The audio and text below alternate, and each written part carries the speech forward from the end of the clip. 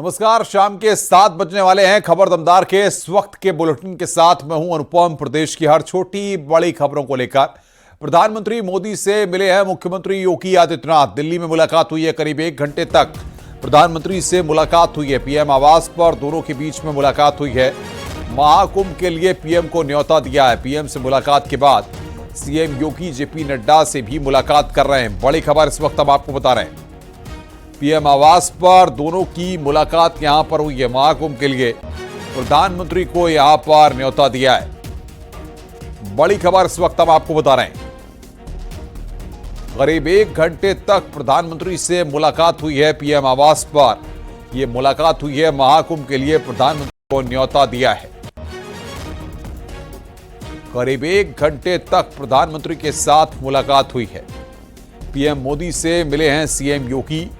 ये बड़ी खबर हम आपको बता रहे हैं। करीब 1 घंटे तक प्रधानमंत्री के साथ मुलाकात हुई है। पीएम मोदी से सीएम योगी की मुलाकात हुई है। बड़ी खबर इस वक्त हम आपको बता रहे हैं। करीब 1 घंटे तक प्रधानमंत्री के साथ मुलाकात हुई है।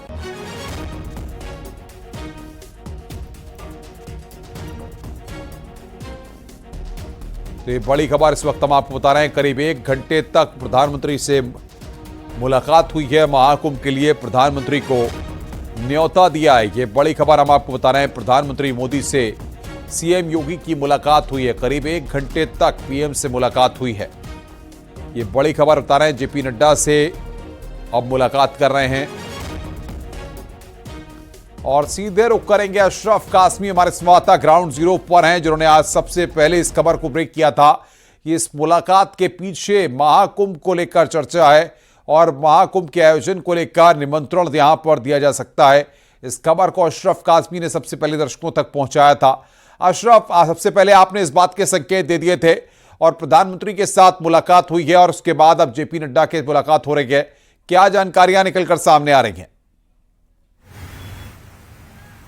देखिए, जो महाकुंभ में निमंत्रण की बात थी तो वही सूत्र हमारे बता रहे हैं कि प्रधानमंत्री को निमंत्रण दिया गया, लोगों को दिया गया। अब आगे यहां पर मुलाकात जब उनकी प्रधानमंत्री से खत्म हो गई 1 घंटे बाद, मुख्यमंत्री यहां जेपी नड्डा के आवास पे आए हैं। पार्टी के राष्ट्रीय अध्यक्ष और केंद्रीय स्वास्थ्य मंत्री ये तो यहां पर भी वो उपचुनाव को लेकर और महाकुंभ की तैयारियों को लेकर चर्चा कर रहे हैं। साथ साथ पार्टी अध्यक्ष को भी वो निमंत्रण दे रहे हैं कि आप भी महाकुंभ के शुभारंभ पर आइए। तो कितनी देर ये मुलाकात चलती है और आगे क्या क्या बातें होती हैं, ये थोड़ा इंतजार करना पड़ेगा। लेकिन हाँ, इतना तय है कि महाकुंभ का निमंत्रण दे रहे हैं और विधानसभा उपचुनाव को लेकर भी चर्चा की जा रही है। जी अशरफ, लेकिन जिस तरीके से अगर हम देखें, सबसे बड़ा आयोजन है और लगातार प्रधानमंत्री जितनी भी डिवोशनल धार्मिक चीजें होती हैं उनसे उनका जुड़ाव लगातार खासतौर पर रहा है। 1 घंटे तक प्रधानमंत्री के साथ चर्चा हुई है। जिस तरीके से केदारनाथ, बद्रीनाथ, तमाम जो धार्मिक स्थल हैं उनसे प्रधानमंत्री लगातार मास्टर प्लान और तमाम कामों का अपडेट लगातार उत्तराखंड के मुख्यमंत्री से भी लेते रहते हैं। तो ऐसे में कितनी अहम ये मुलाकात मुख्यमंत्री योगी आदित्यनाथ की महाकुंभ को लेकर? देखिए, ये बैठक बहुत महत्वपूर्ण है क्योंकि प्रधानमंत्री लगातार जितने भी धार्मिक स्थल हैं उनके बारे में चर्चा करें, उनके विकास के बारे में चर्चा करते रहें। और महाकुंभ तो बहुत बड़ा आयोजन है उत्तर प्रदेश के लिए। तो यहाँ पर कैसी तैयारियां हैं, किन किन कैसे आगे बढ़ना है, जितने जो संगठन है, कौन पहले आके स्नान करेगा, कौन साधुओं का कौन सब आएंगे वो स्नान करेंगे, तमाम जो पहलू हैं उन सब पर चर्चा की जा रही है। और सबसे महत्वपूर्ण ये है कि उपचुनाव से पहले उपचुनाव पहले हो रहे हैं, उसके बाद ये महाकुंभ है। तो इनको दोनों को जोड़कर देखा जा रहा है। और हिंदुत्व का जो एजेंडा लेकर मुख्यमंत्री आगे बढ़ रहे हैं, तो उसी कड़ी में यहाँ पर भी चर्चा की जा रही है कि कैसे हम लोग आगे काम कर रहे हैं हिंदुत्व का। क्योंकि ये मुख्यमंत्री जो है एक हार्डकोर या कि कहते हैं कट्टरवादी जो इनकी छवि है, जिसको कहा जाता है, हिंदुत्व को लेकर आगे बढ़ते हैं।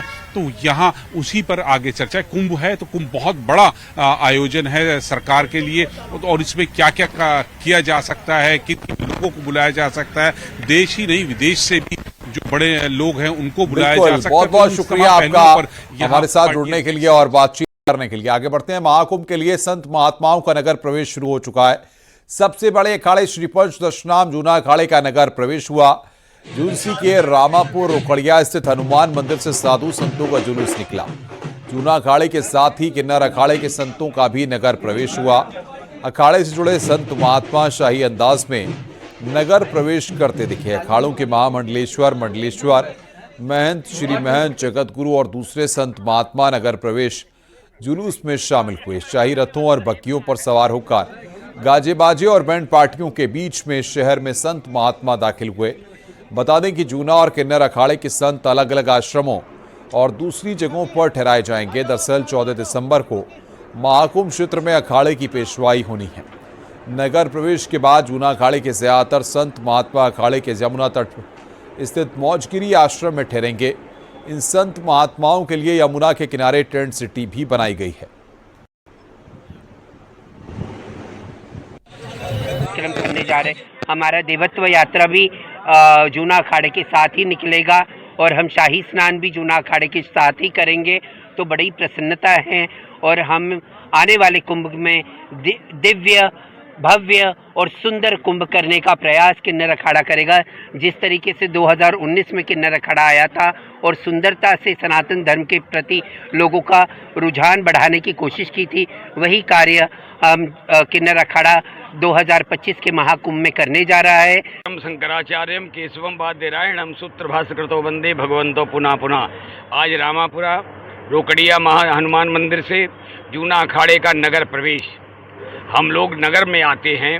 जब प्रयागराज कुंभ मेले में अपने पड़ाव में पहुंचते हैं तो सर्वप्रथम हम लोग ढोल धमाके के साथ जो है नगर में जाते हैं। तो आज हमारा नगर प्रवेश, जिसमें जूना अखाड़े के साथ जगत गुरु शंकराचार्य, महामंडलेश्वर, जगत गुरु, किन्नर अखाड़ा, जूना अखाड़ा और अनेकों तमाम अखाड़े इनके साथ निकल रहे जुलूस में, और शासन प्रशासन और हमारे निषाद राज और जो भी है सब साथ में निकलते हुए हर्ष उल्लास के साथ आज कुंभ का आलाद करते हुए हम लोग यमुना के तट पर, यमुना द्वितीया, आज द्वितीया तिथि है, भाई बहन का मिलन है।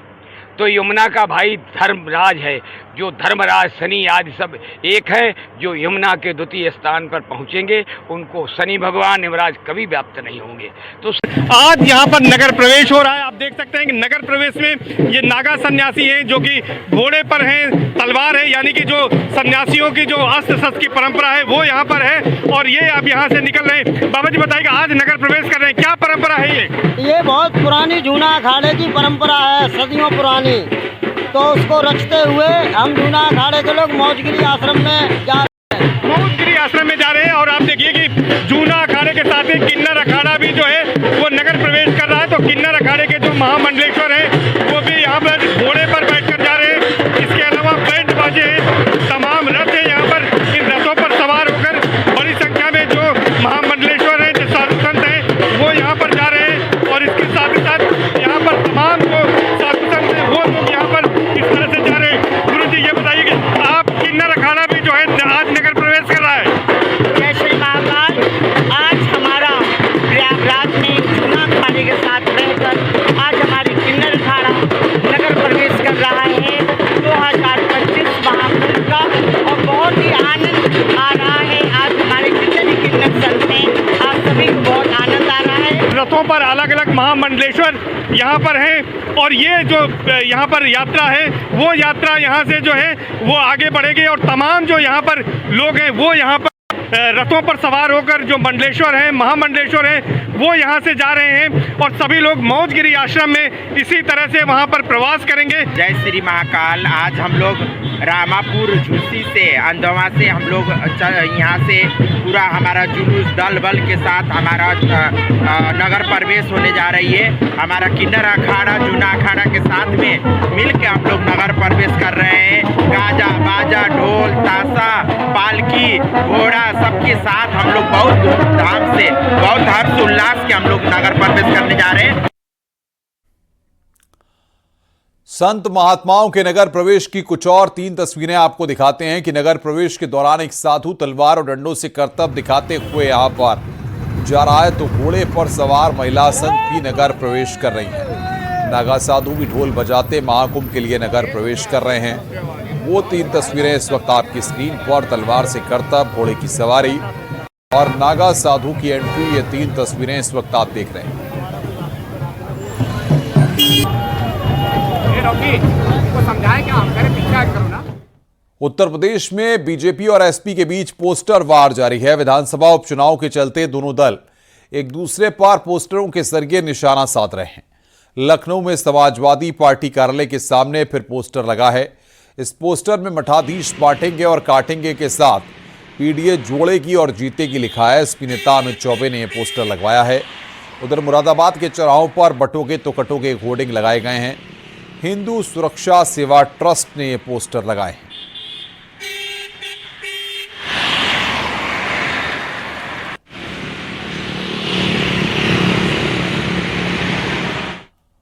उत्तर प्रदेश की 9 विधानसभा सीटों पर 13 नवंबर को उपचुनाव होना है, लेकिन उससे पहले सूबे में पोस्टर वॉर जारी है। बीजेपी के बटेंगे तो कटेंगे नारे वाले पोस्टर के बाद राजनीति गर्मा गई है, जिसके बाद समाजवादी पार्टी ने भी जुड़ेंगे तो जीतेंगे 27 के सत्ताधीश और मठाधीश बांटेंगे और काटेंगे जैसे नारों के साथ एक के बाद एक कई बैनर पोस्टर लगवा दिए हैं।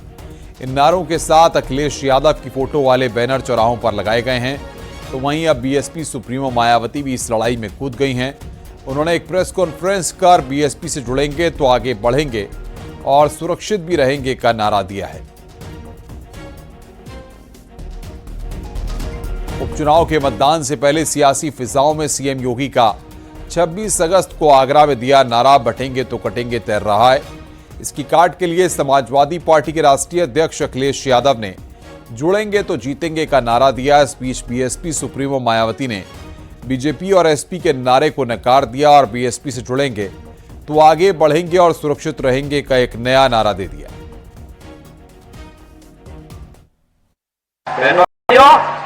राष्ट्र से बढ़कर के कुछ नहीं हो सकता, कुछ नहीं हो सकता। और राष्ट्र तब सशक्त होगा जब हम एक रहेंगे, नेक रहेंगे, तभी नेक रहेंगे। बटेंगे तो कटेंगे। आप देख रहे हैं ना, बांग्लादेश में देख रहे हो ना, तो वो गलतियां यहां नहीं होनी चाहिए। बटेंगे तो कटेंगे, एक रहेंगे तो नेक रहेंगे। ये किसी लैब में तैयार हुआ नारा है। ये किसी लैब में तैयार हुआ नारा था। उन्हें किसी से बुलवाना था तो उत्तर प्रदेश के मुख्यमंत्री से बेहतर कौन बोलता। उनकी छवि भी वैसी है। अगर वो कह रहे हैं कि बटो नहीं कटो नहीं, तो पीडीए परिवार भी तो नहीं बटेगा। जनता का ध्यान बांटने के लिए अब बीजेपी बटेंगे तो कटेंगे और सपा एंड कंपनी के लोग क्या कह रहे हैं, जुड़ेंगे तो जीतेंगे। इन नारों को प्रचारित करने व इनकी पोस्टरबाजी आदि भी खूब करने में लगी है, जबकि इनकी हर मामले में रही दोगली सोच व नीतियों को ध्यान में रखकर वास्तव में होना ये चाहिए कि बीएसपी से जुड़ेंगे तो आगे बढ़ेंगे व सुरक्षित भी रहेंगे। देखिए, मैं तो नहीं कहना चाहूँगा कि समाज में जो लोग हैं सबको जीने का अधिकार है, सबको काम करने का अधिकार है। मैं समझता हूँ कि समाज में सबको जो मुट्ठी बांध कर काम कर रहा है, सबको ताकत देने की जरूरत है। आपस में बांटने की और दुराव पैदा करने की न वर्ग में, न समाज में, न किसी जात में। ये भाजपा का काम है कि आप केवल और केवल लोगों को वर्ग करना, जातना, बांटना, ये भाजपा का काम है। इसी पर भाजपा काम करती चली। डिप्टी सीएम केशव प्रसाद मौर्य का अखिलेश पर हमला। सभी 9 सीटें अखिलेश हार रहे हैं, इसलिए बौखलाए हुए हैं। कांग्रेस ने एसपी का साथ छोड़ दिया। यह बड़ी खबर हम आपको बता रहे हैं।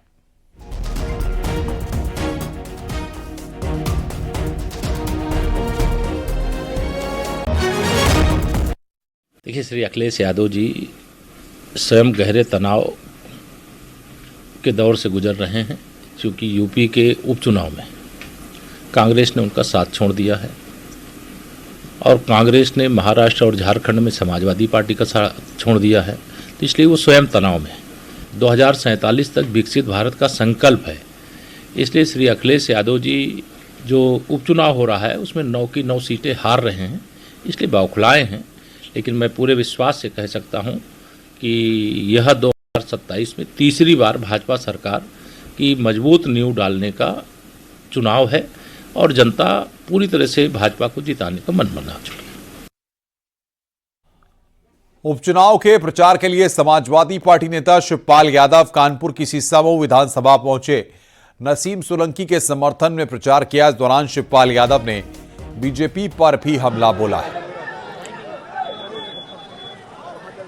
देखिए, हमारे राष्ट्रीय अध्यक्ष जी ने कहा है कि जुड़ेंगे तो जीतेंगे, और ये जो चुनाव हुए थे लोकसभा के चुनाव में सब लोग एक होकर के जुड़े।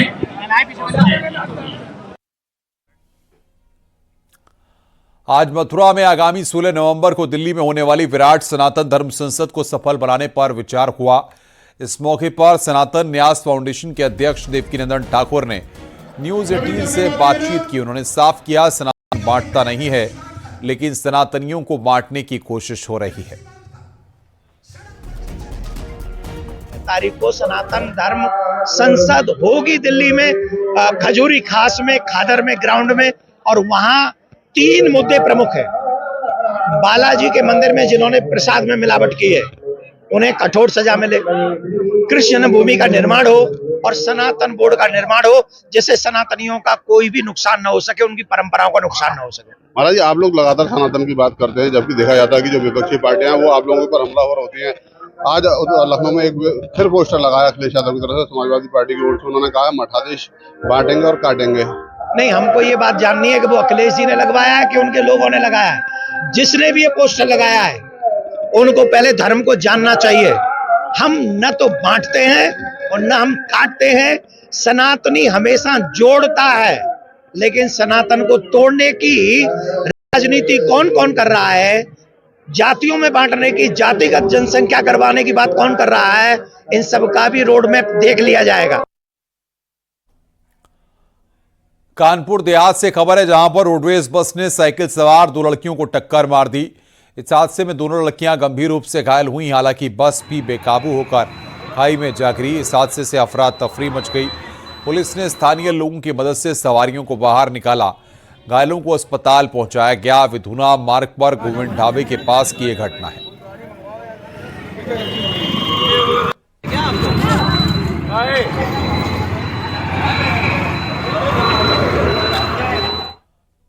आगे बढ़ते हैं बांदा से खबर, जहां पर जमीनी विवाद और रास्ते को लेकर 2 पक्षों में लाठी डंडे और कुल्हाड़ी चली। महिला समेत 4 लोग गंभीर रूप से घायल हुए हैं। आनंद में सभी को अस्पताल पहुंचाया गया। एक की हालत नाजुक है, जिसे कानपुर रेफर किया गया है। नरैनी कोतवाली क्षेत्र के मुरलीधर गांव की यह घटना है।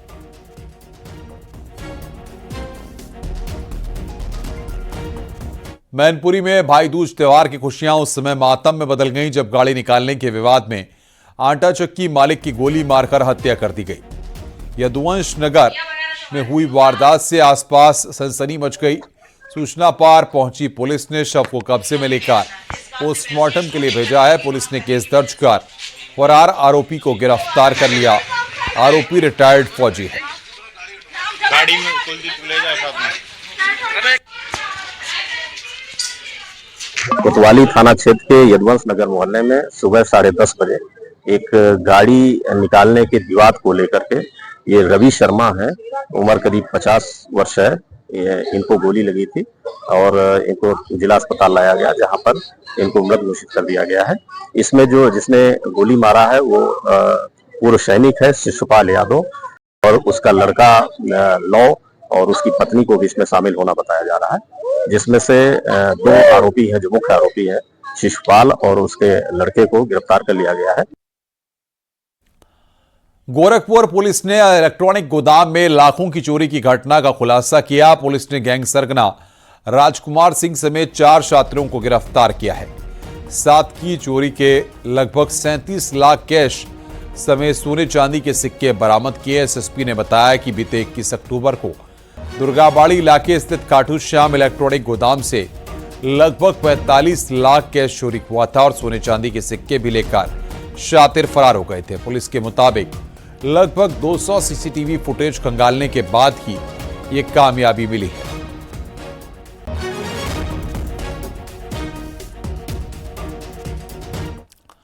अंबेडकर नगर से खबर, जहां पर जलालपुर थाना क्षेत्र में एक पेट्रोल पंप पर पुलिसकर्मियों के तांडव का वीडियो वायरल हुआ। वीडियो वायरल होने के बाद पुलिस अधीक्षक ने सीओ सिटी के निर्देशन में जांच टीम गठित की है और आरोपी सिपाहियों के खिलाफ कार्रवाई के निर्देश दिए हैं। पेट्रोल पंप मालिक का आरोप है कि आधा दर्जन सिपाहियों ने पंप पर तोड़फोड़ की। पूरी वारदात सीसीटीवी में कैद हो गई। दरअसल रात करीब 11:30 बजे के आसपास बाइक से सिपाही पहुंचे और सो रहे लोगों को जगाकर पेट्रोल भरने के लिए कहा। मौजूद लोगों ने बताया कि पेट्रोल पंप को लॉक किया गया है। बस इसी बात पर बवाल शुरू हो गया। बिजली का फॉल्ट था, विद्युत नहीं आ रही थी। इसी दौरान विद्युत पुलिसकर्मियों के द्वारा पेट्रोल पंप के लीवर को देखा जाने लगा और पेट्रोल पंप का लीवर क्षतिग्रस्त हो गया। इसके बारे में पेट्रोल पंप के संचालक के द्वारा दिए गए बयान और सीसीटीवी फुटेज का अवलोकन करके सभी पुलिसकर्मियों के विरुद्ध विभागीय कार्रवाई की जा रही है। और अभी तक जो सीसीटीवी फुटेज देखे गए हैं, इसमें किसी भी प्रकार के तोड़फोड़ या मारपीट की बात सामने नहीं आ रही है। बाराबंकी से खबर, जहां पर 2 सिपाहियों पर अवैध वसूली का आरोप लगा है। ढकोली के ग्राम प्रधान ने पुलिस अधीक्षक कार्यालय और नगर कोतवाल को प्रार्थना पत्र देते हुए आरोपी सिपाहियों पर कार्रवाई की मांग की है। ग्राम प्रधान का आरोप है कि सुमैया चौकी के सिपाही रोहित, सरोज और राजकुमार उनकी ग्राम पंचायत के धर्मराज को चौकी पर ले गए। पीड़ित धर्मराज का भाई जब पैरवी करने चौकी पहुंचा तो सिपाहियों ने उसे बैठा लिया और फिर छोड़ने के लिए 20,000 रुपयों की मांग की। सिपाहियों ने धमकी दी, सीधी तरह बात समझ जाओ, नहीं तो तुम्हारा और तुम्हारे प्रधान का एनकाउंटर कर देंगे। आरोप के बाद दोनों सिपाहियों को चौकी से हटाकर थाने पर तैनात कर दिया गया है।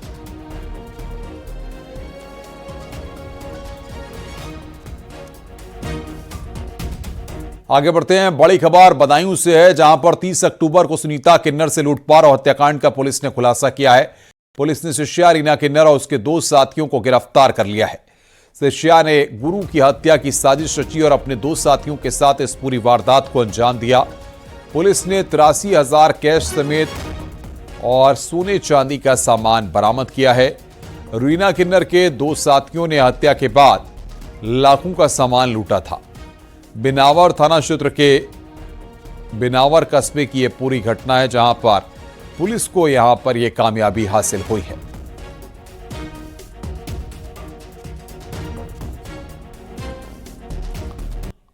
वाराणसी में बटेंगे तो कटेंगे पर बोले गिरिराज सिंह, फिलिस्तीन में कुछ होता है तो विपक्ष को दर्द, हिंदू एकजुट रहें तो विपक्ष के पेट में दर्द होता है। चुनाव में जनता विपक्ष को जवाब देगी, ये बात केंद्रीय मंत्री गिरिराज सिंह ने कही है। करते हैं और एक बड़ी खबर आ रही है। ताजनगरी में रसगुल्ले को लेकर विवाद हो गया है, लेकिन उससे पहले यहां पर एक बड़ी खबर हम आपको बता दें कि जिस तरीके से वाराणसी में एक स्टेटमेंट सामने आया गिरिराज सिंह का, जिसका हम जिक्र कर रहे थे अभी, बटेंगे तो कटेंगे पर बोले हैं गिरिराज सिंह। क्या उन्होंने कहा, हम आपको सुनवाते हैं। पता नहीं कभी म्यांमार में कुछ होता है तो पेट में दर्द होता है, फिलिस्तीनी में होता है तो पेट में दर्द होता है। जब हम कहते हैं हिंदू इकट्ठा रहे, बटोगे तो कटोगे, तो और पेट में दर्द होने लगता है। कुछ समझ में नहीं आ रहा है। इसका जवाब चुनाव में देश की जनता जगह जगह पर देगी। यूपी में भी देगी, बिहार में भी देगी, झारखंड में भी देगी, महाराष्ट्र में भी देगी। वो तमाम तरह के जिंदगी भर पोस्टर जारी किए हैं। अखिलेश यादव के पिताजी ने क्या किया था, उसी डीएनए के अखिलेश यादव हैं जिन्होंने राम भक्तों पे गोली चलाई थी। इनका डीएनए तो वही है, उनको जोड़ोगे तो जीतोगे, उनका यही है। रुक रहे हैं यहां पर एक ब्रेक के लिए। खबरों का सिलसिला लगातार जारी है।